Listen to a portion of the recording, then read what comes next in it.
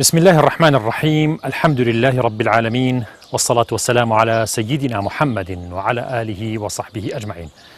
خۆشەویستان سلام ورحمة و بەرەکەتی خۆی گەورەتان لێبێت و جارێتتر لە بەرنامەی شیرینجا لە کەناڵی ئاسمانی پەیام بە خزمەتی بەڕێز خۆشەویست گەشتمەوە.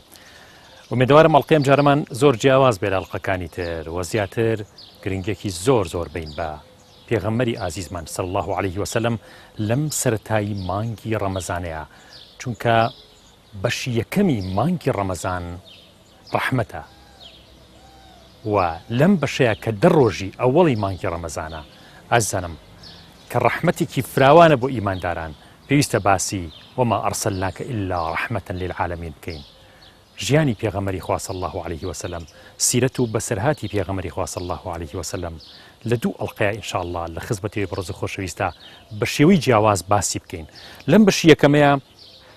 شاعران چیان وتووە، شاعرەکانی کورد چیان وتووە دەربارەی ژیانی پێغەمبەری خوا صلی الله عليه وسلم، خۆشەویستی پێغەمبەری خوا صلی الله عليه وسلم لە دڵی شاعرەکانی کووردا چۆن بووە.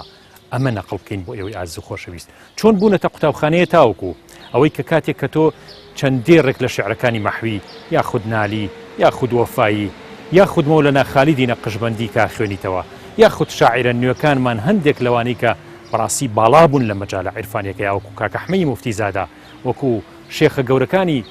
وڵاتی خۆمان کوردستان کە زۆرێکیان شعریان دەربارەی پێغەمبەری خوا صلی الله عليه وسلم وتووە. لەبەرەوە ئەم ئەڵقەیە ئەگەر بەشێکی زۆر کورتیش بووە لە هی ئەو شاعرە گەورانە لە خزمەتی بەڕێز خۆشەویستە ئاشناتانەکەین بۆی کە چەندە ئەم بەشە گەورەی ژیانی پێغەمبەری خوا صلی الله عليه وسلم کە مەجالی ئەخلاقیات و ئیمانیات و پەروەردەیەکی ڕۆحانی گەورە بە ژیاننامەی پێغەمبەری خوا صلی الله عليه وسلم بە ئێمە بگات لە ڕێی شاعرەکانی کوردەوە شتێکی کورتان پێشکەشەکەین ئینشاءالله بۆ دەڕۆژی ئەوەڵی مانگی پیرۆزی ڕەمەزان و ئینشاءالله لە ئەڵقەی داهاتوە پشت بەخۆی گەورە زیاتر قسە لەسەر ژیاننامەی پێغەمبەری خوا صلی الله عليه وسلم ئەکەین کە چۆن بەشێکی هەرە گەورەی ژیانی پێغەمبەری خوا صلی الله عليه وسلم یان وونە لێمان یاخود وەکو پێویست ئاشکرا نەبووە لە ئێمە تا بتوانین سوودی گەورەی لێ ببینین ئینشاءالله. فەرمون ئەڵقەی ئەم جارەمان. حەزەکەم لە سەرەتای بڵێم بە خێراتنی برای بەڕێز و خۆشەویست و نووسەر و ڕاگەیانکار برای بەڕێزم کاک عوسمان سەنگاریەکەم. کاک عوسمانیان زۆر خۆشحاڵم لەم بەرنامەیە لەسەر ژیاننامەی پێغەمبەر صلی الله عليه وسلم و لەسەر جارێکی تر خوێندنەوەی وما ئەرسەلناکە ئیلا ڕەحمەتەن للعالەمین چۆن ئێمە لە ناو شعری کوردیە لە ناو شاعرە کۆنەکانی خۆمانە بەڕاستی ئەم ڕەحمەتە زۆر بە ڕوونی دیارەکە پێغەمبەر صلی الله عليه وسلم بۆ ڕەحمەت نێراوە بۆ هەموو دنیا. حەزم کرد لە خزمەت جەنابتا بینووە و توێژێکی محیبانە و خۆشەویستانە ساز بدەین لەم سەرەتایی مانگی ڕەمەزانەیە کە ئێمەوە ئەکەوینە دە ڕۆژەی ئەوەڵی مانگی ڕەمەزان. بە خێراتن تاکەم. زۆر سپاس دەکەم، سپاس بۆ بەڕێزیشی دیارە منیش بەقەدەر خۆشەکەی جەنابەت خۆم بە خۆشحاڵم لە خزمەت جەنابتا بمەوە لە خزمەتی بەرنامەکەی جەنابتانە. زۆر سپاسان دەکەم. مامۆستا عوسمان ئەگەر بڵێم شاعرانی کورد طبعا زۆر شعری جوانیان هەیە دەربارەی پێغەمبەر صلی الله عليه وسلم، ئەوەیش تێبینیەکرێت لە شعرەکانیانە هەر لە شاعرە کۆنەکان هەتا تازەکانیش زۆربەی زۆری زیاتر دەربارەی محبەتی پێغەمبەر صلی الله عليه وسلم، مەولودنامەی پێغەمبەر صلی الله عليه وسلم، هیجرەتی پێغەمبەر صلی الله عليه وسلم، ئەو ڕۆی کە بەڕاستی ڕەحمەتەکەی پێغەمبەر صلی الله عليه وسلم بگەیەنێت. جەنابیش کتێبێکی زۆر نایابێت کاتی خۆی لە شاعرەکان کۆ کردەوە ئەوە نووسیت کە پێغەمبەر صلی الله عليه وسلم لە دڵی شاعرانی کووردا دواتر بۆ گوڵستان ئێرەم لە وەسفی فەخری عالەم سەدایەکی باشی هەبوو و بەڕاستی ئەو شاعرە جوانانەی ئەو شاعرانت کۆ کردبوویەوە. حەزەکەم جەنابت ئەگەر تەصنیفێکی ئەو شاعرانەمان بۆ بکەی یان باسێکی ئەو شاعرانە چۆن وەسفی پێغەمبەریان کردووە صلی الله عليه وسلم. دیارە شاعرانی ئێمە کاڵێن کەسێکەڵەن شاعرە کە باس لە هەست و نەستی خۆیەکان نە باس لە ناخی خۆیەکە هەر یەکێ لە دیوانی شاعرەکانی ئەمە کە ئەبینی بەشێکی بریتە لە بابەتەکانی ئەو بابەتانی کەوا بڵێن خۆیان شەریا بۆ نووسیوە کە تێکەڵەیەکی تایە لە بابەتی عیرفانی، بابەتی تەسەووف، بابەتی عشق و دڵداری، بابەتی نیشتیمانی، بابەتی سروشت، بابەتی لاوانەوە، بابەتی نەعت، بابەتی وەسف نامە گۆڕینەوە. ینی شعری شاعرانی ئەمە ئەم بابەتانی لەخۆ گرتووە وەکو بابەتی شعری. یەکی لەو بابەتانێکەوە لە زۆربەی شعری شاعرانە بەدیەکرێ بریتە لە بابەتی شعری نەعت. ئەڵبەت ئێمە نەعتمانێ لەگە وەسفا، وەسف ئەوەیە کە بۆ هەردوو ڕۆکە بۆ باش و خراپی شەبێ، بەس کاتی ئەڵەن شعری نەعت واتەوە نەعت بریتە لەوەی کەوە تەنها وەسفەکە بە وەسفی باش شەکرێ. ئەم نەعتەش تەنها بۆ پێغەمبەر صلی الله عليه وسلم وتراوە شعران ئێمە بە حکمی ئەوەی کەوا شاعری ئێمە کاتی خۆی سەرچاوی خوێنەوارەکەی بریتیە بۆ لە حوجرەکان و بە دیوێترا بڵێن تەواوی شاعرانی ئێمە مەلا بوون مەلاش خۆی بۆ خۆی بتێونێتەوە دەرباز نابێت لەوەی کەوا بەشێک لە سیر و بەشێک لە قورئانی پیرۆز و بەشێک لە فرمودەکانی پێغەمبەر صلی الله عليه وسلم خوێندووە و بەمە بۆتە مەلا و بەمە بۆتە خوێنەوار ڕۆشنبیر ئەڵبەتە ئەمەش کاریگەری هەبوو لەسەرەوەیکەوە لە شعرەکانە ڕنگدانەوەی کە بێت و بتوانێت شعرێ دابنێ یاخود چەند شعرێ دابنێ یاخود کۆپلە چەند ژمارەیەکی زۆر لە شعرەکانی دیوانەکەی بریتی بێ لە شعری نعت و شعری وەصفی پێغەمبەر صلی الله عليه وسلم وەکو جنابش ئاماژە پێدا کەم شاعرێ من ئینشاڵڵا کەم شاعرەیەکەوە بەتایبەتی لە شاعرانی شعری کلاسیکی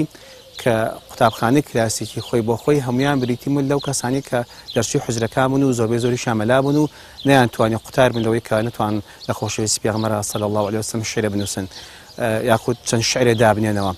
بەنمونە شاعری وامان نەبووە نەکرد چەند شعری بەڵکو زۆرێک لە شعرەکانی خۆی تەرخان کردووە لە وەصفی پێغەمبەر صلی الله عليه وسلم یاخود لە نعتی پێغەمبەر صلی الله عليه وسلم کە کۆمەڵە شعری زۆری هەبوو هەبووە هانە قەسیدەی دانەوە وەکو حەزرەتی مەحوی کە قەسیدەی بەحری نووری داناوە کە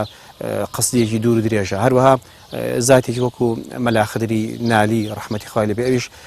چەند کۆپلە شعرێکی جوانی هەیە هەروە قەسیدەیەکی هەیە کە ئەو کاتە وەکو هەندێک لە نووسەران مێژنووسان باسی لەوە دەکەن کە لەو کاتەدا بۆ لە سەفەری پیرۆزی حەجدا بۆ کە توانیوەتی ئەو شعرە بەناوبانگەکەی خۆی دابنێ ئەی ساکینی ڕیاضی مەدینەی منەوەرە لوتفێ بفەرموو مەدینەی منەوەرە تا کۆتایی شعرەکە واتە هەرێکی لەمانە کاتگری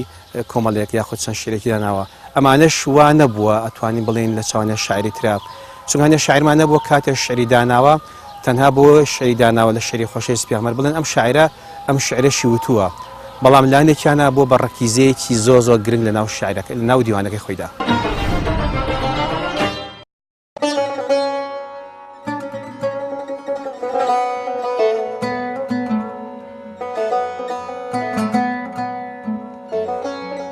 لە شعرە جوانەکانی مامۆستا مەلا عەبدولکەریمی مودەڕیز ڕەحمەتی خوای لێبێ لە وەصف و سەنای پێغەمبەری ئیسلام حەزرەتی محەممەد صلی الله عليه وسلم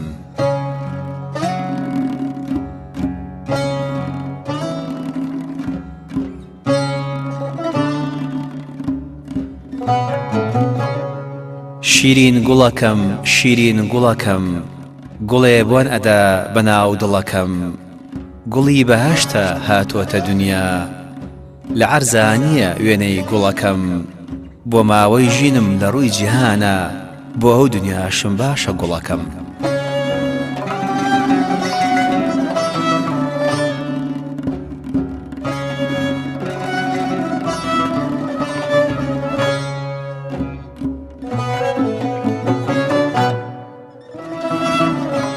لە هەر شوێنێ بم سارا بێیاکێ و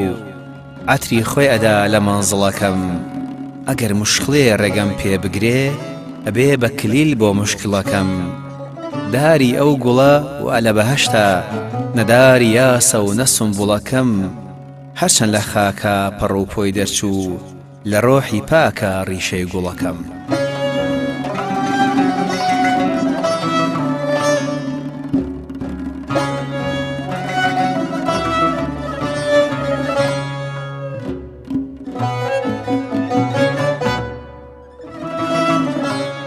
بە ئاوی حەیات نەشونمای کرد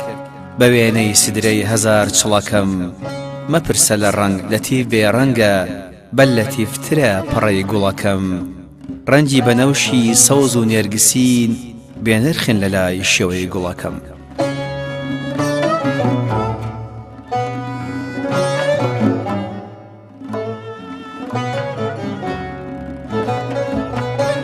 یعنی ئەتوانی بەشی بکەین کە شعرەکان یا شاعیرەکان لە سەردەمە جیاوازەکانە هەیەنە زۆر بە قوت نووسیوێتی هەیشانە بڵین ئەو قوت و هێزەی نییە ینی نەقلی ئەو خۆشەویستی پێغەمبەر صلی الله علیه وسلم نەقلی ئەو ژیاننامەی پێغەمبەر صلی الله علیه وسلم توانیوانە بیکەن بۆ ئێمە ینی سەکەکە کەسێ شعرەکانی مەحوی نالی مەولەوی ئەم شاعرە گەورانە ئەخوێنێتەوە متەئەسیرە بێ پێی ئەتوانین بڵین قوتابخانەیە کە بۆ پێگەیاندنی من لە ژیاننامەی پێغەمبەر صلی الله علیه وسلم بەڵام دەتوانم بڵێم سێ بەشنەوانە بەشێکیان وەکو ئەمەژەم پێدا بریتین لەوانەی کە شاعیر بووە شعری بۆ هەموو شتێک گوتووە لە نێوانیش ناوتوانە باش شعرێکی بۆ پێغەمبەر بنووسین بۆی ئەمەشی تیابێت و تەکمیلەی دیوانەکەی ینی شاعیرەکان بەوە بوونەتە شاعرێکی باش و بەناوبانگویان کە شعران بەسەر پێغەمبەر صلی الله علیه و سلم بێت. مەبەستم لێرە ئەوە نەبوو کە بڵێن تەنابێ ئەو لایەنەش بگرن وتم ئەوەیە کەوا بەشیان بریتی لەوانەیە کەوا شعریان بۆ هەموو شتێک نووسیوە لە ناو ئەوانیش شعریان بۆ ئەمە بڵێن پڕکردنەوەی دیوانەکەی بووە من تەمەوێت شاعیرەکان بەرم و حورمەتم بۆ ئەوان بەڵام منێکیانەیە بەس تەنها بۆ پڕکردنەوەی کەوا بڵێن ئەم شاعرە ئەو شعرێکی نووسیوە بۆیە ئەو شعری داناوە. بەشێکیان هەیە عشقێکی تایبەتی خۆی هەبووە عشقێکی من بە نمونە بێنم وەکو کاک ئەحمەد موفتی زادە بەڕەحمەت بێ ئەو بڵێن لە عشقێکی خۆیەوە کاتە شعرەکەی خوێنیتەوە هەستەکەی چێژێکی سەیری لە عشقەکەی خۆیایە خۆشەویستیەکەی خۆی بۆ پێغەمبەر صلی الله علیه و سلم یەکێکی وەکو بێخود چونکە بێخود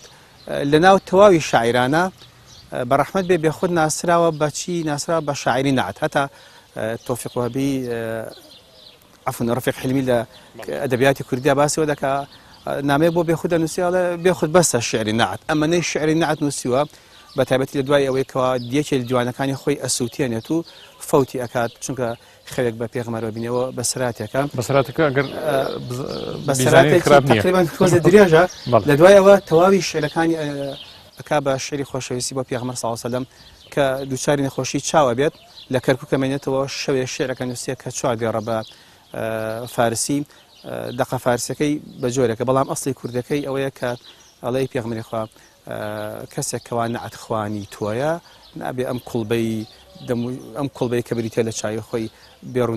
بێڕووناکی مێنێتەوە تۆ توانانی پرتەوێک ببەخشی ئەم پرتەوە لە چایم جاری دیکە زهن و بیر و هۆشی من بچێتەوە بۆی کەوا بگەڕێتەوە سوبحان الله هەرە شەوە چای شفای بۆیێت تەمان ئەوە بەدەر لەوە باسیەوەکەن کەوا ئەم شعرە تەنها خۆی و خوا زانیوتی شعرەکەی نووسی و بەڵام کاتێک چۆتە مدرسەی بیارەی کە لەفەقەکان ئەم شعرەی وتوتی کێم شعرەی فێر کردی و توی شێخی بیارە مەبەستم لەو ئەو ڕەبتە ڕۆحی بۆ لە بینی خوایەوە ئەمە وەکو بێخودی وەک بڵێن کاتی باسی شعرەکەیەکە ینی خۆشەویستێکی سەیرێ لە ئەینەکەیەوە کاک ئەحمەد موفتی زادە بە هەماشەوە خۆشەویستێکی سەیرێ لەوەی کەوا لە ناخی خۆیدا بۆ پێشەش کردەوە پێغەمبەر صلی الله علیه و سلم بەشێک تریان بریتێ لە چی بریتێ لەوەی کەوا کەسەکە توانێتی ئیبداعی لە شعرا بکات وەکو مەحوی ئەمەیان لە لوتکایە مەحوی نالی مەولەوی مەلا محەممەدی خاکی بەڕەحمەت ئەمانە کەسانی بوون کەوا توانیوانە ئیبداعی لە شعرا بکەن و بتوان قەسیدەی باشدا بنێن و هەروەها لەشتی تایبەتی هەیە لە نەو شعرەکانمادا کە ئەمانە هەر تەنها شاعیری نەبوون کاک فاتح ئەتوانین بڵێن ئەمانە خۆیان بۆ خۆیان سیرەزان بوون ئەتوانین بڵێن پەردان لە سەرەندە نهێنی لاداوە هەر بە نمونە ئەگەر دوو دیێڕی مەحوی باس بکەم ینی مەحوی لە قەسیدەی بەحری نورە شتێ باسەکە ئەتوانم لە سیرەشە تۆ ئەو شتە بەدی ناکەی شتێکی جوانەی پێشکەشەکە کاتێ باسی پێغەمبەرەکە صلی الله علیه و سلم لەوانەیە لە سیرا بە ئەم باس نەکرابێ بەڵام ئەم درکی بە هەنێ ڕاستی کردووە یان زۆر دەرنەخرابێتەوە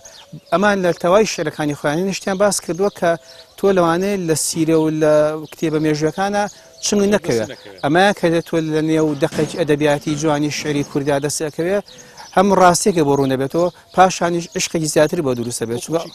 وەکو بەنمەی کەوا ئەوەی کەوا زۆرە بەس بە نمونەوەی کەوا ببرن مەحوی ئەفەرمێ لە قەسیدەی بەحری نورە زۆر دوور درێژە وصلى الله على بحر نور علم وعرفان تا کوتای لە ناوەڕاستەکە کاتێ باسی ئیسرا میعراجەکە لە باسی ئیسرا میعراج هەستەکەم ئەم پەردە لەسەر نهێنی لادات هەنێشتی تازەشی پێڵێ ئەی سەلمێنێک کەوا مەحوی خۆی بۆ خۆی تەنها شاعری نەبوو بەڵکو سیرەزانێکی گرنگیش بووە ئەگە سیرەزانی نەبوو چ زانیە عیسا عروجی پێ کراوە پیاوە سازەم شەو داوت کراوە لە چ ساڵێ بووە لە چ کاتێکا بووە ئەوەی کەوا چووە بۆ مەلەکوت گەڕاوەتەوە چ کاتی بووە هەمووی هاتۆ لە شعرەکە کوی کردوێتەوە کە ماتوان بڵێم چێژێکی تایبەتی وایە بۆکەوە لە سیرە و لە کتێب مێژوەکانە باس ناکە ئەفەرمێ هەر بە نمونە دوو دیێڕە باس بکەم کەلیم ئەرینی کە فەرموو هەر جوابی لەن تەڕانیدی معزز بە محەممەد ئەو بێ تەڵەب ئەو مەرتەبە و شانە ئەفەرمێ کەلیمە بەسی حەزرەتی موسایە کاتێ فەرمی خوای گەورە حەزەکەم تۆ بینم جوابی خوای گەورە لەن تەڕانی بوو مەحویاتۆ ئەمە هێناوەت ناو دیێڕ یەکەمی کەلیم ئەرینی کە فەرموو هەر جوابی لەن تەڕانیدی بەڵام ئەهێنێتەوە بۆ لای پێغەمبەر فەرمێ معزز بە محەممەد بێ تەڵەب ئەو مەرتەبە و شانە پێغەمبەر داوایشی کرد نەینی کرد بەڵام خوای گەورە داوەتی کرد بۆ ئاسمانەکان ئەمە تەنها دوو دیێڕێتی دەوەرە لە تەواوی ئەو شەست ئۆنە دیێڕە شعرەکانی قستی بە حنوورە تەماشاکە کۆمەڵشتی زۆر جوان بۆ دەرەکەوە شاعرێکی وەکو مەحبی وەکوتم پەردە لەسەر هەندێنی هێنی و هەندێک زۆر جوانکاری سیرەتی پێغەمبەر صلی الله علیه و سلم هەڵەداتەوە. هەروەها بە نمونە یەکێکی وەکو نالی ئەو قەسدێکێکەوە پێشتر ئاماژەم پێدا ئەی ساکینی ڕیاضی مەدینەی منەوەرە لوتفی فەرموو مەدینەی منەوەرە لە شوێنێکا شعرێکیە کە ئەم شعرە پێوەیە شعری مستەزاد کە شعرێ زیاد بخرێتە سەری هاتووە نیشتی زۆر جوانی هێناوە بۆ پێغەمبەر صلی الله علیه و سلم ئەی تازە جوان پیرم ئوفتادە و کەوتوم تاماوە حەیاتم دەستێ بدەرە دەستی شکستم کە بەسەر چوم قوربانی وەفاتم تۆ یوسفینەوە حوسنی لەسەر میسری جنانی من پیرم و فانی لەم کۆڵبەی ئەحزانە نەمردوم و نەزیندوم هەروە بە تەماتم. پێغەمبەر صلی الله علیه و سلم ئەشوێنێ بە حەزرەتی یوسف لە چیایە؟ یوسف لە گەنجێتی خۆیەتی پاشاشە و ماویشە و زیندوشە بەڵام ئەمە پێغەمبەر دەشوێنێ بەوە ئەی خۆی ئەشوێنێ بە کێ خۆی ئەشوێنێ بە یعقوب یەکەوا لە دووری حەزرەتی یوسف لە کوڵبەیەکی ئەحزانە ماوەتەوە و خەریکی خەون بێتاقەتی و چاوەڕوانیەتی و چاوەکانیش لە دەستداوە نە ئەوەیە بژی نە ئەوەیە بیشمرێ نالێ فەرموێ تۆ یوسفینەوە حوزنی لەسەر میسی جنانی تۆ ئەوەیت بەڵام من پیرم و فانی من لێرە پیرم و بەرەو فەنابوونی شەشم لەم کوڵبەی ئەحزانە نەمردوم و نەزیندوم هەروە بە تەماتم. تەوان شعرەکە دوور و درێژە ئەمە هەستەکەی دیمەنێکی زۆر جوان تابلۆیەکی زۆر جوانی کێشاوە بۆیە زۆر جار کاتی باسی شعرەکەن ئەڵێن شاعر ئەوێت تابلۆیە بکێشەوەی کەوا لە ناو ناخیدایە چۆن هونەرمەندێت تابلۆیەکە کێشێ بەڵام ئەمانش تابلۆیەکی زۆر جوانیان کێشاوە. ئەمە تقریبا وەکو دوو نمونەی بڵێن گەورەی شاعرانی وەکو نالی و وەکو مەحوی. مامەڵەی فرسەتی لەدەستچوو خۆی تەعالا خاوەنی ناو و سیفاتی قەبض و بەستە قابض و باسط هەر خۆیەتی جەلە جەلالوه گرتنەوە و وەڵاکردن بەدەستی ئەو زاتەیە ئەمەش تەنها لە ڕزقدانیە لە زەمەن و زۆری تردا بەو جۆرەیە ڕووداوگەلێک ساڵانێک بەردەوامە بێت و لە هەفتەیەکدا بە تەواوی دەگۆڕێت هەتا فێری ئەمەل و ئومێد ببین هەتا بێ ئومێد نەبین هەتا سیقە و باوەڕمان هەبێ کە حەق تەعالا قادیرە هەتا دەست لە خەون و پرۆژەکانمان گیر بکەین و بەریان نەدەین بێدەنگی و سەنگینی و حەلیمی مانای کۆتایی هێنانی خەونەکانمان نەگەێنێت بەڵکو سووربوون و ڕازگۆیی بنەخشێنێت وەختێ دنیامان لێ دەبێ بە چەرمی چۆلەکە لە فرسەتێکە بۆمان واڵا دەکات و دەیکاتەوە. پێغەمبەر صلی الله علیه و سلم پێش کۆچی مەدینە لە فرسەتی حەجە گەیشت بە 26 هۆز و قەبیلەی عەرەبی هەموویان ڕەفزی ئیسلامیان کرد بەڵام ئەو زاتە خۆشەویستە سوور بوو لەسەرەوەی بەردەوام بێت و کۆڵ نەدات 26 فرسەت زایع بوو بێ ئومێد نەبوو دەبێت فێری مامەڵە ببین لەگەڵ فرسەتە زایعبووەکان چونکە ئەو فرسەتە لەدەست چوانە دەبنە بانکی ئەزمون و حاڵی بوونی زیاتر بەرهەم دێنن پێمانەڵێت ئەو فرسەتەی کە دێت باشترە و هەوڵی بۆ بدا بێ ئومێدی دەرگای ئیمانی نەبینیوە دەی ئیتر سەر بنێ بە دەرگای نەبیوە. مەولەوی ڕەحمەتی خوای لێبێ حەزرەتی مەولەوی دنیایەکە لە عیرفانیات و گەورەی و پاک و پوختەیی کاتێ باسی پێغەمبەرەکە صلی الله علیه و سلم بۆکو هەنێ شاعیر نییە بڵێ ئەی پێغەمبەر بە قوربانێ بم و قوربانی بڵێن شمشێرەکەی دەست و ئەسپەکەت و غەزاکەت و ئەم شتە ترێن ئەمانێ ڕەکیزەی ترێن هێنێتەوە ناو تێکەڵی خۆشەویست پێغەمبەرەکە بە نمونە بەهارە هێنێتەوە لە بەهارە هەنێ دیمەنێ چیمان هەیە لە بەهارە هەور هەیە باران هەیە خەڵکی ئومێدی بۆ یەکەوەم بارانی ڕەحمەتە بێن بگاتە سەرزەوی مەزراکان جارێتی کە سەوز و پاراو کاتەوە مەولەوی هاتوو ئەمانەی هێناوەی کاتە خۆشەویستی پێغەمبەر صلی الله علیه و سلم کە فەرمێ هەورەکەی ڕەحمەت ڕووی سەمای کەرەم سەڵات و سەلام کەیکەم ئێسەکەم بێرێ و بڕێژە و بدا بە هەمدا بەسەر مەزرعی ڕۆحی خاتەمدا تا بدا پرتەوە بەسەر وجودا ئیمان لە ئەسرار ئەهلی شوهودا پیرەمێردی ڕەحمەتی شتێکی بۆ زیاد کردووە فەرمێ جەو مەزرعی نور جۆشدا سەرۆژوور کوردستان پڕکا لە تۆفانی نور وەتا شتی جوانی نووسیوە تابلۆیەکە ئەم تابلۆیە تەنها لە شعرا بنیرێتەوە نە لە سیرا بنیرێتەوە ئەتوان بڵم نە لە کتێبی مێژوەکانیشا بەرچاوکەوێت. پێمان خۆش بوو لە دەستگای ڕۆشنبیری نوری حکمە چامان کوێ بە جنابی بەڕێز مەوەسا عەبدولسەمەد و زیاتر لەم شوێنەیە کە ئەزان کە ماشەڵڵا نوری قورئان بەرز دەبێتەوە بە سەدان لە خوێندکاری قورئان و ئەوانەی کە قورئان لەبەرەکەنەوانەی فێری قیرائەتە بن لەم دەستگا مبارەکەیە کە فێرە بن و پێمان خۆش بوو لەم شوێنەیشە باسێکی مەحەبەتی و خۆشەویستی پێغەمبەر صلی الله عليه وسلم لە دڵی شاعیرانی کووردا باسێک لێرەشە هەبێت لە نوری حکمە چاومان بە مەوەسا عەبدولسەمەد کەوت. مەوەساگیان سڵاوی خوا لێبێ. عەلەیکوم سەلام وەرەحمەتوڵڵاهی وبەرەکاتوه. خۆشحاڵین بەهاتنتان و بەخێر بێن سەر چاوان. مەوەسا ئێوە لەم شوێنەیە لە خزمەت قورئانان و هەمیشە بە بەردەوامی نوری قورئان لەم شوێنەیە بەرز دەبێتەوە. سوپاس بۆ خوای گەورە. و لەگەڵەوەشە طبعاً قورئان بۆ پێغەمبەری خوا صلی الله عليه وسلم داڕەسیوە. بینتان چۆنە لەگەڵ شاعیرانی کورد لەگەڵ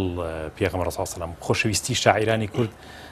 لەگەڵ پێغەمبەری خوا صلی الله عليه وسلم ژیانی پێغەمبەر صلی الله عليه وسلم لە ناو شاعیرانی کووردا چۆنە بینن؟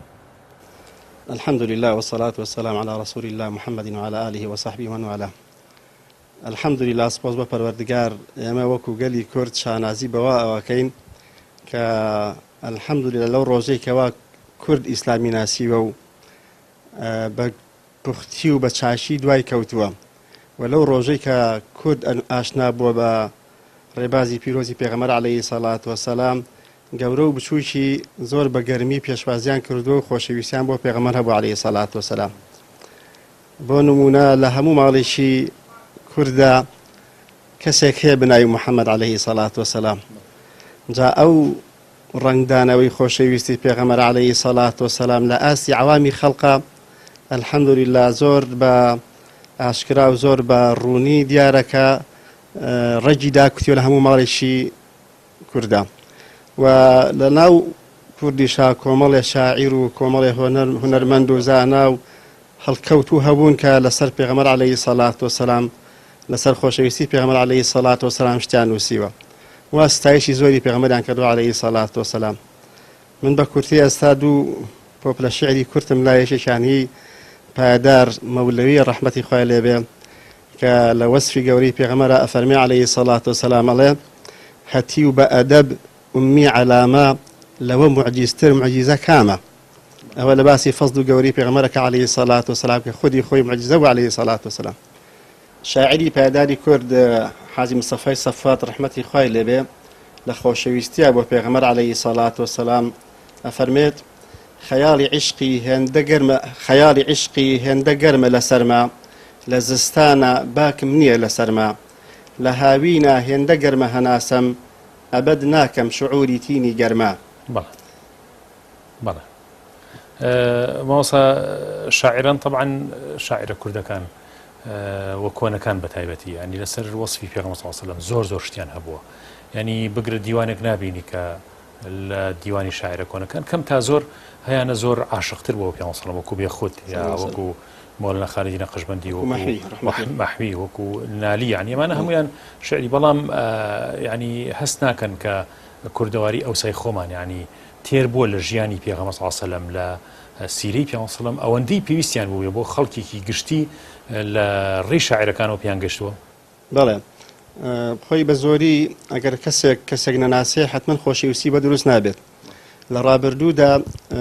زۆربەی زۆری خوێنەوەرەکانمان لەو شوێنانە پەروەردە بوون کە مەدارسی دینی بوون لە مزگەوتەکانە پەروەردە بوون.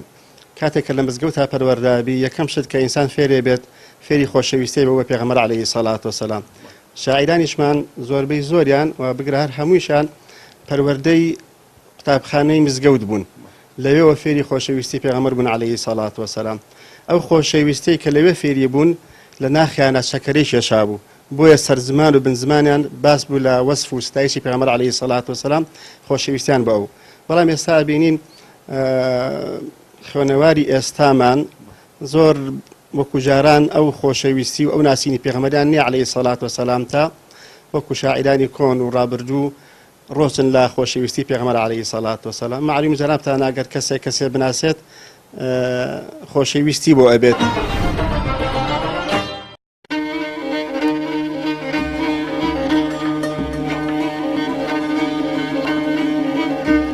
یەکێک لە پێنج خشتێکەکانی مەلا عەبدوڕەحمانی بارامی شارەزووری ناسراو بە ڕاجی لە سەرهەڵبەستێکی دڵزاری شاعیر لە وەسفی پێغەمبەر محەممەد صلی الله عليه وسلم.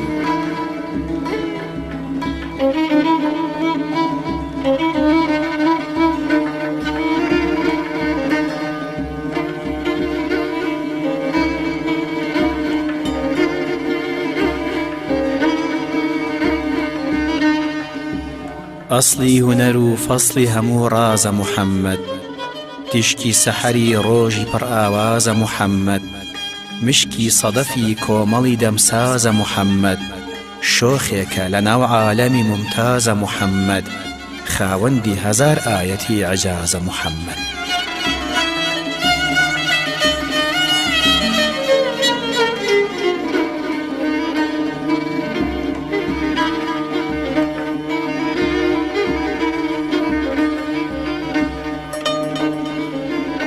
نورێکە لە ناو کیشوەری جانان نیە حاجز، گەنجێکە لە بۆ نەوعی بەشەر جائز و فائز، شاهێکە لەسەر تەختی مەقاسد نییە عاجز، مانەندی لە ناو کۆمەڵی موخبا نییە هەرگیز، سەرچاوەی حوسن و ئەدەب و نازە محەممەد.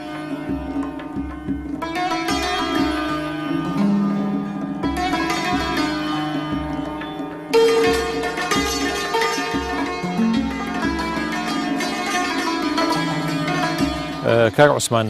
ئەگەر ئێمە سیری شاعیرەکان بکەین، شاعیرە کۆنەکانمان بڕاستی ینی هەستەکەی ژیانی پێغەمبەر صلی الله علیه و سلم، ئەو ژیانە معنەوی و ڕۆحی و ئیمانی کە ئینسانێکی ئیماندار و مسلمان بۆ ژیانی ڕۆژانی پێویستێتی لە ئەخلاقا لە هەڵس و کەوتە تەنانە مامەڵەکردنیە، ئەتوانی یعنی کۆی ژیانی پێغەمبەر صلی الله علیه و سلم کۆ بکەیتەوە لە ناو شعرەکانی مەولەوی و نالی و شاعیرەکانی تر هەمویانە. ئەو پرسیارێک کە من لە جناب تێکەم ئێستا ئەوەیە کە ئایا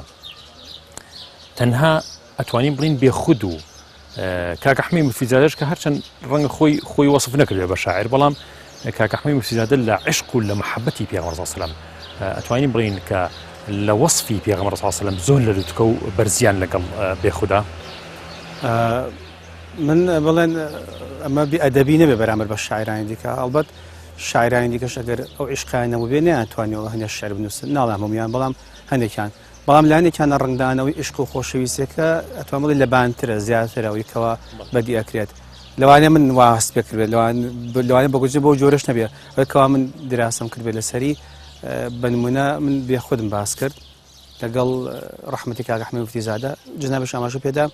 کاک ئەحمەد بە هێندێکەوە کەسایەتێکی کۆمەڵایەتی عیرفانی بووە، شاعیر نەبووە، بەڵام لەگەڵەوەشا شتی جوانی نووسیوە کاتێک عشقەکەی بەرهەمی عشقەکەی بووە بەوەی کەوا لە شعرەکە ڕنگدانەوەی ئەم عشقەشی دوو بۆ دروست بێت، شتێکی بڵێن سادە نییە. بێخود بە نمونە وەکو ئاماژەم پێدا بووە بە شاعری نەعت، مەلا محەممەدی بێخود بووە بە شاعری نەعت و دیوانەکەی زۆربەی زۆری شعرەکان هەر ئەو شعرانەی کە لە خۆشەویستی پێغەمبەر نووسی صلی الله علیه و سلم قەستی دوور و درێژی هەیە، ئەوەی کەوا تەنها زۆرجار کراوە بە گۆرانی، زۆرجار لە مەحفەلەکانە باس لێوە کرێت. مەبەستم لێرە ئەگەر کەسەکە لە عیشقێکی خۆیەوە نەبێت ناتوانێت هەنیە بابەت بخاتە ناو شعرەکەیەوە، چونکە بڵێن کەسەکە تێکڵاو بێت، تواوەتە لە ناو خۆشەویستی پێغەمبەر صلی الله علیه و سلم. بە نمونە کاتێک ئەو قەسدەکەی کە فەرموێ شعرێکە بۆ پێغەمبەری نووسیوە صلی الله علیه و سلم، ئەم شعرە ئەم سەرەکی ئەو سەرەکی خۆناوێکی محەممەدی تیان نییە، بەڵام هەمووی لە عیشقی پێغەمبەرە صلی الله علیه و سلم. غەزالی خۆش خەرامی من کە توڕە ئینتیشارەکە، هەزار شێری سەفشەکەن بە ڕشتەیە شکارەکە. فەرمێ ئەم پێغەمبەری ئەم خۆشەویستەی من ئاسکە کێویەکە، غەزالی خۆش خەرامی من کە توڕە ئینتیشارەکە، توڕە یعنی ئەوەی کەوا بە سەرشانی ئاسکەکەویەتی، هەزار شێری سەفشەکەن بە ڕشتەیە شکارەکە. خۆی ئەسڵ وایە شێر پەلاماری ئاسک بە، بەڵام بێخوداڵێ نا ئاسکەکەی من پەلاماری شێرەدا، هەزار شێریشی بۆ ڕاوەکات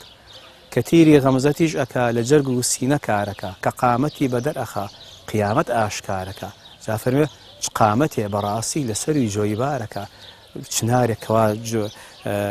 چەم و جۆگەیە بە ژێری دابڕوە باڵا بکات و بەرز بێتەوە، هێناوێت لێرە تەماشاکەی ئاسکێک، شێرێک، شکارێک، بیابانێک، غەزالی ئاسێکی خۆشڕەوت هەمووی بێن لەگەڵ چەموینەکە تێکەڵک، ئەمە بەس بەشێکی کورتی ئەو شعرەیەتی کەوا هێناوێتی. پاشان باسی وەکە فەرموێ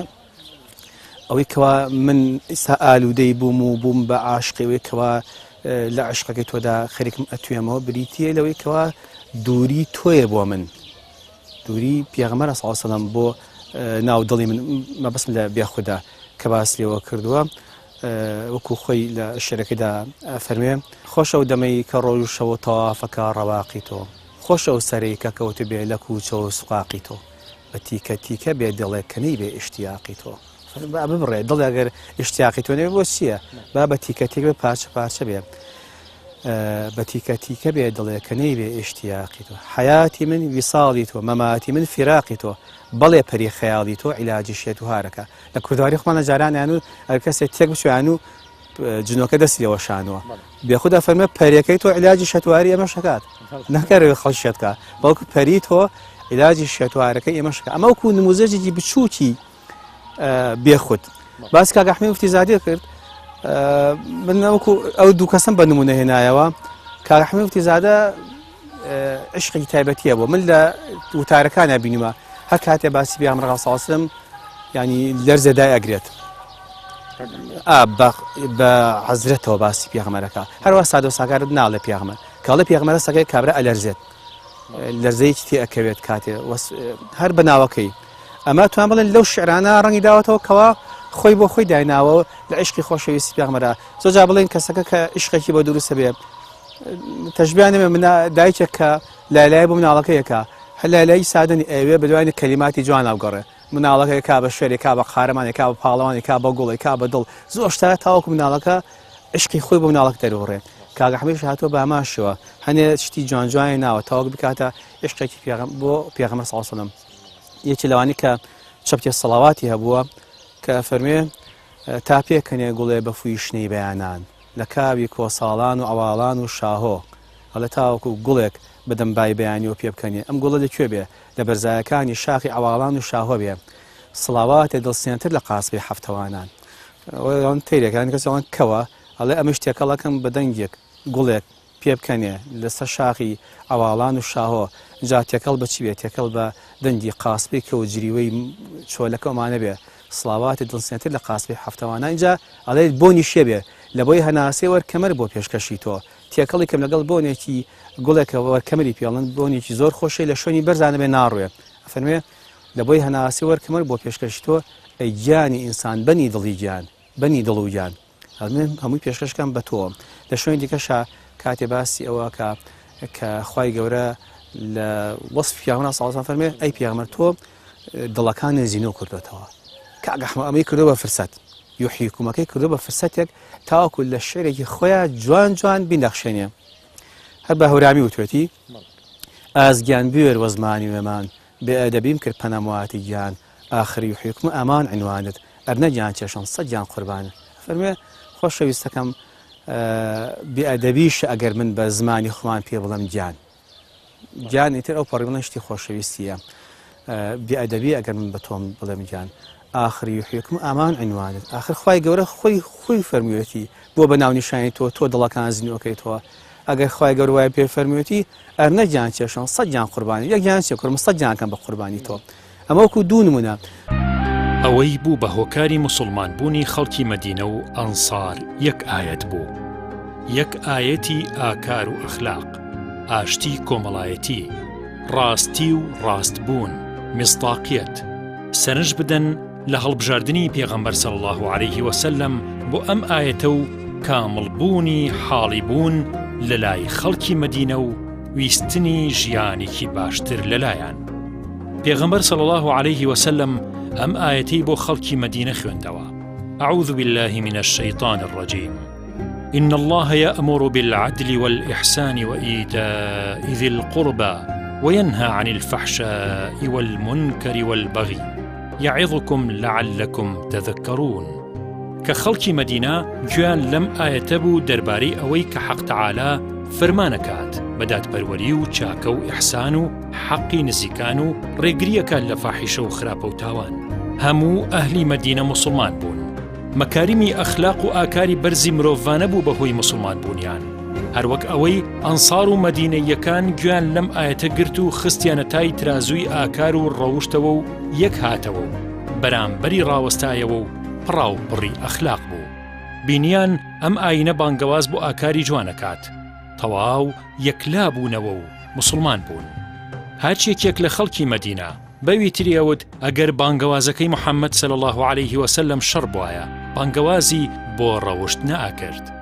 وتە و ئاکاری خەڵکی بە ئاکاریان بکێشن، مستاقێتیان وەک بەرەبەیان دەردەکەوێت. سیرەت بۆ گەیاندنی ئاکارە. ئەوانەی وەصفی پێغەمبەریان کردووە صلی الله عليه وسلم و تویانە ئەصفه على قدری لا على قدره. من قدری بەم ئەندازە ئەزانم، نەک قدری پێغەمبەر صلی الله عليه وسلم تەنها ئەوە بوو بێت.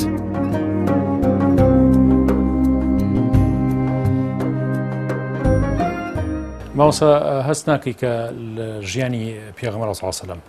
ژیانی پێغەمبەر صلی الله عليه وسلم زۆر شامل بووە، جامع بووە، هەتا یەکێک لە ناوەکانی پێغەمبەری خوا صلی الله عليه وسلم الجامع، یعنی وەکو لە سیرە باسەکە. بەڵام هەست ناکەی کە لەم سەدەی خۆمانە لایەنە حەرەکی و لایەنە جیهادی و لایەنە غەزەواتەکانی پێغەمبەر صلی الله عليه وسلم زۆر بارز کراوە لەسەر حسابی لایەنە وما ئەرسلناکە ئیلا ڕەحمەتە للعالەمین. یعنی هەستەکەی کە ئەم بەشە تۆزێ فرامۆشی پێوە دیارە کە لە کۆنا ئەو بەشە زۆر زۆر بارز بووە لە مەسەلەی ڕەحمەتبوونی پێغەمبەر صلی الله عليه وسلم بۆ هەموو جیهان، یاخود کە بەشی هەرە گەورەی سیرە ڕەنگە ئەوە بێت کە ئەخلاقیاتی پێغەمبەر صلی الله عليه وسلم و لە کۆمەلگایە چی کردووە، هەڵسو کەوتی چۆن بۆ مامەڵی لەگەڵ خێزانەکانە، لەگەڵ خەڵکە، مامەڵی لەگەڵ پەروەردگارە. ئەم بەشە لە سیرە ئێستا یعنی بە کزی ئەیبینی لە چاو بەشەکانی ترەکە، ئەمەش ڕەد و فعلی خۆی هەیە لە عالەمی ئیسلامیە کە ئەم زوڵم و ستەمانەی کە کراوە. یعنی هەست ناکەی ئەمە فرامۆشیەکی یاخود کەم تەرخەمیە لەمڕۆ هەبێت؟ بێگومان وایە وەکو جنابەتی هۆیەکە جێڕایە بۆ ئەو زوڵم و ستەمەی کە دەسەڵاتداران لە ڕۆژهەڵاتی ناوەڕاست و لە وڵاتانی ئیسلامی ئەیکەن، خەڵق ناچارە بێت ئەچێ پەلاماری شتی خراپتر دەدات. کاتێک کە ناچار بوو مەشغوڵ بوو بۆەوە حتمما ئەوەندەی مەجال نابێت کە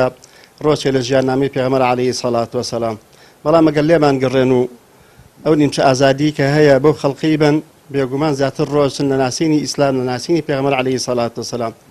وەکو باس کراوە ئەگەر هات و کەسێک بناسێت، کەسێک کە بزانێ ئەو هەموو عەتای، ئەو هەموو بەخششی هەیە بەرامبەر بە خەڵقی، ئەو هەموو لەبەردی هەیە بەرامبەر بە خەڵقی، ئەو هەموو ڕەحمەتەی هەیە بۆ عامی خەڵقی، ئەبێ خۆشی بوێت. بەڵام ئەگەر هات ئینسان دەیناسێ خۆشەویستی بۆ نابێت. بەڵێ بێگومان زۆر جاری وای هەیە بار و زروف و دەوروبەر وا لێ کات کە مەشغوڵ بی بە شتێکی لاوەکیەوە شتە سەرێکیەکە لەبیر بچێتەوە. ئینشەڵڵا هیوادارین ئازادی فراهەم بێت، هیوادارین خەڵق بخوێنێتەوە، زیاتر ئاشنا بێ بە ئیسلام، واروەها زانایان و پێشەوایانی ئەم ئومەتە چ لە ئیمامانی مزگەوت چ لە مامۆستانی قوتابخانە زیاتر ئاشنایەتی، زیاتر زانست بن بە قوتابەکانیان تا ئەو پێغەمبەرە ڕەحمەتە بناسن عەلەیهی سەڵات وسەلام کە ڕەحمەت بووە بۆ مناڵێک، بۆ ژنێک، بۆ فەقیرێک، بۆ دەوڵەمەندێک، بۆ عامی خەڵقی. بەسە لە وەسفی پێغەمبەر عەلەیهی سەڵات وسەلام کە فەرمێ خوای گەورە فەرمێ ئینەکە لەعەلا خولوق عەظیم. ئەو خولوق عەظیمەی کە پێغەمبەر تێدا هەبوو عەلەیهی سەڵات وسەلام بەس لایەنی جیهادی نەبووە، بەس لایەنی حەرەکی نەبووە، هەموو جانبەکانی، هەموو بەشەکانی، هەموو کایەکانی ژیانی گرتوتەوە. بۆیە پێویستەکە زیاتر مامۆستایانمان و هەروەها پێشەوایانی دینی وڵاتەکەمان ئەو لایەنە فرامۆش نەکەن، بەڵکو ئاشنایەتی زیاتر ببەخشن بەو خەڵقی کە گوێیان لێگرن. چەند ضرورە مامۆستا لە وتاری مزگەوتەکانە بڵین، یان لە محازەرەی بانکخواز و داعیەکانە شعری شاعرانی کورد کە لە وەصفی پێغەمبەر صلی الله عليه وسلم، لە وەصفی ئیسلامە، لە وەصفی ئیمانە، یاخود لە نەقلکردنی مەفاهیمە ئیمانیەکانە جارێتر بچێتەوە ناو وتار و ناو کۆڕ و باسی زانایان. مامۆستای بەڕێز، بێگومان وتار ئەگەر هات و تەنها وابەستەی دەقێک بێت، لەوا چێت جۆگران کە دانیشتون بۆ خوتبەکە وتارەکە تۆزێ نائومیدییان پێوە دیار بێ، یان تۆزێک خەواڵیان پێوە دیار بێ. بەڵام کاتێکە تەقویەی وتارەکە، تەقویەی خوتبەکەت ئەەکەی بە بەیتێکی شعری چه عەرەبی بێت چ کوردی بێت، هەستەکەی تاموچێژێکی تایبەتی خۆی هەیە. بەرەوەڵا زۆر چاکە بێت ئەگەر مامۆستایەک بۆ پشتگیری لە وتارەکەی، بۆ ئاشناکردنی خەڵقی بە دەقی ئەدەبیاتی کوردی، بۆی کەوا ئەلحەمدولیلا لە ڕابردوودا زانایانمان و شاعرانمان زۆر بە ڕوونی، زۆر بە ئاشکرا، زۆر بە جوانی وەسفی ژیانی پێغەمبەریان کردووە عەلەیهی سەڵات وسەلام، کارێکی زۆر باشەکەن ئەوە بێ بە شاهید بۆیان. فەقخادری هەمەوەندی کە دیوانەکە یەکێکە لە دیوانە هەرە قەبارە گەورەکان تا ئێستا بینیوە دیوانی کوردی بەقەدر ئەو دیوانە گەورە بێت. ماوەسە فەقادی سەر تاپای شعرەکانی بە بەشی عەرەبی و فارسی و کوردەکەشەوە بریتێ لە شعری خۆشەویست پیامبەر صلی الله علیه و سلم بە تایبەتی بەشێکیە کە ناوی ناوە درودنامە. ئەم درودنامە هاتووە فەقخادری هەمەوەند بە ڕەحمەت بێ تەن فەقخادری هەمەوەند بۆ زانیاری بینەران لە لیبیا لە شاری بنغازی کاتی خۆی عوسمانیەکان نەفیان کردووە لەوێ کۆچی دوایی کردووە هەر لێ فوتی کردو بەڵام دیوانێکی گەورە و پڕبایەخەیە ئەم دیوانی ئەگەر بیسەر بینەر دیوانەکەی بینی بێت ئەتوان بڵم تا ئێستا دیوان نەبینێ بە قەبارە بەقەدر ئەوە گەورە بوو بێت. درودنامەیەکی لەسەر حرفی ئەبجەدی لە حرفی ئەلفەوەیە تاوەکو حرفی یا سڵاوات بۆ پێغەمبەرێنێ زۆر سەیرە ئەم کابرا چۆن توانێت ئەم هەموو حرفە کۆ بکاتەوە هەر بە نمونە شتێکی لە حرفی تا بۆ حرفی ئەلف چەند بەشێک حرفی تا چەند بەشێکە تایەتەوە سەر حرفی یا لە وەک ئەفەرمێ یا ڕەب بە وەزنی زمرەی سەماوات بەقەدەر ئەنوار عەرش و مەقامات بە میقدار نور و علم و صفات بەر محەممەد بۆ سەلام و سەڵات ئەم بەس حرفی تا اینجا هەر لە تا چەند شتێ دیکەشنەوە اینجا بە باقیەک هاتووە تا ئەو گەشتەوەی کەوا لە حرفەکانی دیکەشا یەک شتی زۆر جوان دروستکە کە شاکارێکی زۆر نایە لە شاکارەکانی فەقخادری هەمەوەند کە ناوی ناوە بە درودنامەشتی زۆر جوانە. کاک عوسمان ئەوەی تێبینیە کرێکاتی خۆی کتێب زۆر کەم بوو ینی ئەو کتێبانەی سز زۆر هەیە ئەو مجلداتی زۆر لە سەر ژیانی پێغەمبەر صلی الله علیه و سلم هەیە لەسەر مححبەتی پێغەمبەر صلی الله علیه و سلم ئەو شتان ئەو کاتە نەبووە یا ئەم شاعران ڕەنگە کتێبێ یا دەستیان کەوت یا دەستیان نەکەوت بێ ئەم عشقە گەوریان لە شوکۆ کردوتە دەرباری پێغەمبەر صلی الله علیه و سلم ئەم سیرە و ژیاننامەی پێغەمبەر صلی الله علیه و سلم چۆن دەستیان کەوت ینی ئایا تەسەورەکەی کە خۆشەویستی پێغەمبەر صلی الله علیه و سلم وای لێ کردبن کە لە نقطەیەک لە ژیانی پێغەمبەر صلی الله علیه و سلم ئەوان بەحرێکیان نووسیبێت ینی ئاوا ئەو مححبەتە وای لێ کردبن ئەو جێی پرسیارە تەنانەت بۆ منیش لە کاتێکا لە زمانێکا کەوا سەرچاوەکان زۆر کەم بووە ئەوەی کەوا بەدەست کەوتووە کەسەکە لە حوجرا قورئانی پیرۆزی ختم کردووە دواتر هەنێ علومی خوێندووە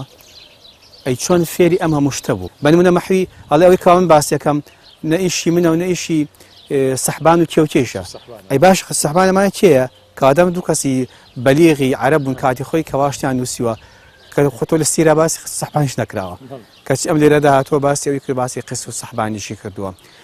بێخود باسی وامیق و عەزراکە یا وڵی کەوان بیستمان بەسەنا لێ لە مەزومە بیستەوە وامیق و عەزرامان نەبیستەوە بێخود هاتووە باسیەوە کە ئاڵێ وامیق و عەزرای دوو عاشق بوون و ئەمجاری ئاڵێن بە عشقەکەی خۆیەوە کەسێکی وەکو نالی کەسی وەکو فەقادری هەمەوەندی ئەمانە هەمویان من ئەڵێم ئیلا بەرەکەتێکە بووە لە ئیلهامی شعری ئەمانە وەگەر بەرەکەت نەبوو بێت لە بەرامبەر ئەو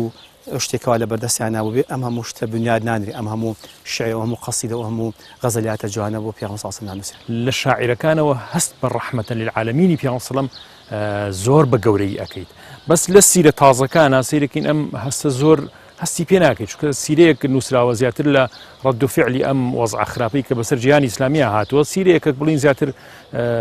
سیرەیەکی سیاسی ڕەنگە نووسراوێ سیرەیەکە زیاتر احتیمام بە لایەنی جانبی تەنزیمی و غەزەوات و جیهاد و ئەمانە چونکە عالەمی ئیسلامی تووشی ئەو غەزوە عەسکەری و فکری گەورە بوویەوە ڕەد و فعلی ئەوەی کردبێت کە ئەم بەشە زۆر فەرامۆش کرابێت کە ئەم بەشە لای شاعیرەکان بەڕاستی زۆر گەورە و مهمە و بەشی ئەکسەریەتی ژیانی پێغەمبەریش صلی الله علیه و سلم کەسە تۆ زۆر ئالوودەی بە شعرەکان بە شاعیرەکان هەستەکەی محەبەتی پێغەمبەر صلی الله علیه و سلم خۆشەویستی پێغەمبەر صلی الله علیه و سلم ژیانی پێغەمبەر صلی الله علیه و سلم زۆر کاریگەری لەسەر لە ناو شعرەکانی ئەم شاعرە گەورانەیە گومان لەوە نییە قسەکەی بەڕێزی شتێکی بەرهێنێتەوە کاتی خۆی لە کوردەواری خۆمانە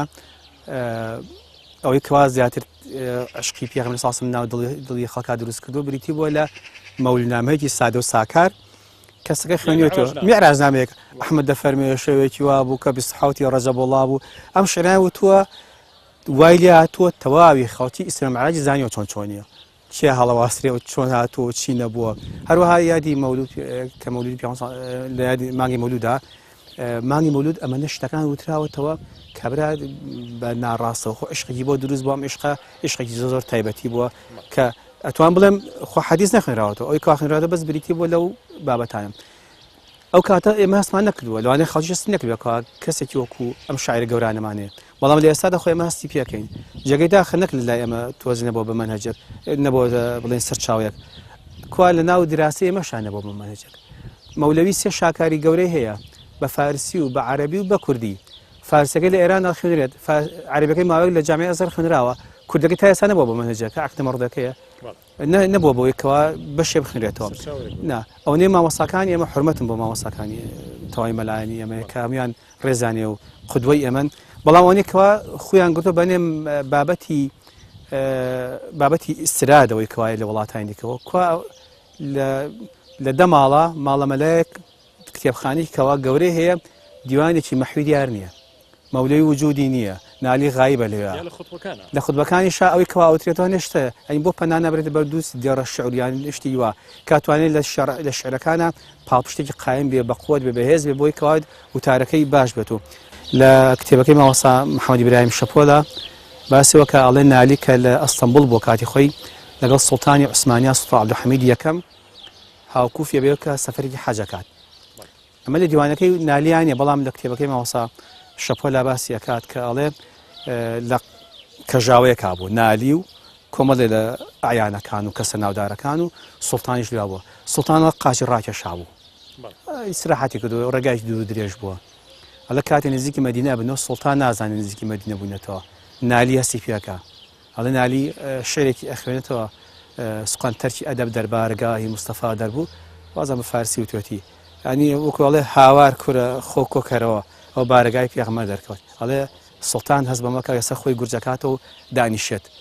عاقلانە دانیشێت چونکە لە شاری مەدینە نزیکە بنەوە هەرێکە لەمانە خۆیان بە خۆیان ئەتوانە سەرگوزشتەی گرنگیان هەیە سەرگوزشتەی پیامبەر صلی الله علیه و سلم لەگەڵ بێخودی شاعرەکە چاوی چاک بووەتەوە خۆهێنی شانەوانی لە ڕووی تەواضع باسی نشتیان نەکردوێ ئەگونجە چەندها جار بە خزمەتی پێغەمبەر گەیشتبێتن و عشقی ئەو پێغەمبەرە وای لێ کردوێتەوە شعرێکی نووسیبێت و بەڵام لەوانەیە لە ڕووی تەواضع و لە ڕووی ئەوەی کەوا نیەنێکە لە بینی خۆی و خوا و حەزەتی پێغەمبەرە باسی وەشی نەکردووە لەوانەیە ئەم نمونە زۆر بوو بێت و بەڵام نەگەشتەوە ئێمەش کاک عوسمان شتێکە بیرخستمەوە لە ژیانی بڵین شاعری گەورەی کورد کە لە سلێمانیا ژیاوە بڵین خانەقای مەحوی بڵین لە خانەقای مەحویە شاعرە ژیاوە کە مەحویە ئەم شاعرە طبعا بەسەرهاتێکی زۆر جوانی هەیە کە لەگەڵ سوڵتانە جەنابێت باسی سوڵتان عەبدولحەمیدی دووهەمە لەو کاتی یەکەم بووە سوڵتان عەبدولحەمیدی یەکەم بەڵێ کە ئەچێ بۆ حەج طبعا عادەتی وا بۆ کوردەواری خۆمان خەڵک لە ئەستەمبوڵە گەڕاوەتەوە کە ئەشێتە ئەستەمبوڵ طبعا ئەو شعرە بەناوبانگەی کە لە یەکێ لە گەڕەکەکانە لەگەڵ ئاعیانەکانی کوردایە خۆت خەڵکی کووردا لەوێ گەڕاوە شوێنێکە بینێ سیرەکە خەڵک ئەچێت و هاتوچوویە کات و ڕقس و سەما و شتی خراپی تیان ڕوەدات دنیا تیاترۆخانەیە ئەو شعرە ئەنووسێت طبعا بۆ ڕۆژی دوایی ڕۆژی جومعە بێت لە مزگەوتی سوڵتان ئەحمەد طبعا سوڵتان لەوێ جومعەکات و هەموو ئاعیان وەزیر و دەسەڵاتدارانی دەوڵەتی عوسمانی لەوێ جومعەکەن لەو جومعە خەتیب ئامادە نابێت کە ئامادە نابێ ئیتر پەکیانەکەی ئەمانە ئەو کەسی کە خەتیبە بێ نەخۆشە بێت ئەڵێن ئەگەر کەسێک کەڵسێت پرشە لە عولەما و لە زانا کەس جورئەتیەوە ناکا بچێت خۆتبە بخوێنێتەوە لەو ئەستەمبوڵە گەورەیە کە دارالخەلافە بووە لە دوای دو بێخود دانیشتووە مەحوی دانیشتووە کە دانیشتووە کە ئەڵێن کەسنی هەڵەسێت وەچێتە پێشەوە خوتبەیەکە بە زمانی تورکی ئەستەمبوڵی خوتبەیەکی زۆر عجایب کە سەرنجی سوڵتان ڕائەکێشێت دوای سوڵتان بانیەکات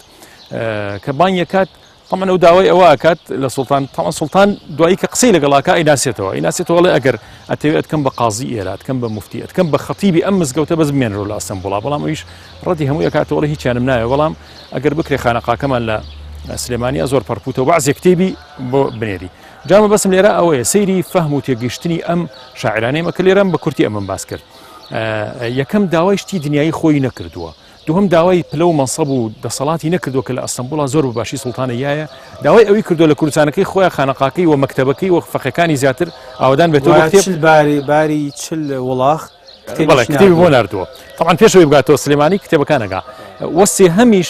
ئەو ڕووداوی کە بینیوێتی لە ڕۆژی دوێنێ لە پێش ژومعەکە بریتی بۆ لێو کە لە ناو سەڵتەنەتی دەوڵەتی عوسمانیا چۆنە بێت لە دارالخەلافەی ئیسلامیە یعنی شوێنێ هەبێ خەڵک ئافرەتان ڕووی تێ بکەن و گۆرانی تیا بۆ ترێشتی تیاترۆخانەکەی ئەو کاتەکە شعرەکەی بەسەراوردووە باسی ئەوەی لەگەڵ ناکا بۆ ئەمە هەیە ئەوە نەفەهمێکی جوانی هەیە بۆ دینە نەفەهمی کە ئەشکرێ ئەمەش هەبێت هەربا لە دارالخەلافی شابێ ئەکرێت دنیاویستێکی ئابم جۆرە شەبێ کرێت دینداریکی ڕاستی شەبێ مەبەستم ئەوەیە شاعیرەکان بەڕاستی خاوەنی کاک عوسمان فەهمێکی زۆر جوان بوون لە دینداری اینجا شیعرانوتەوە ینی ئەوە نییە ئەم تەسیری ئەم مەدرسانەی شاعرە کۆنەکانی ئێمە کە گەشتۆتە ئێمە تەسیرەکە تەسیرێکی هامیشی نییە سەکە کاریگەری بەجێڵێ تەسیرەکە زۆر گەورەیە زۆر قوڵەکە ئەویش لایەنە عیرفانی و پەروەردەی و ئیمانیەکەیە کە بەڕاستی توانیوتی ئەوان پێ بگەینە و جارەتر ئێمەش ئینشاڵڵا پێ بگەینێت.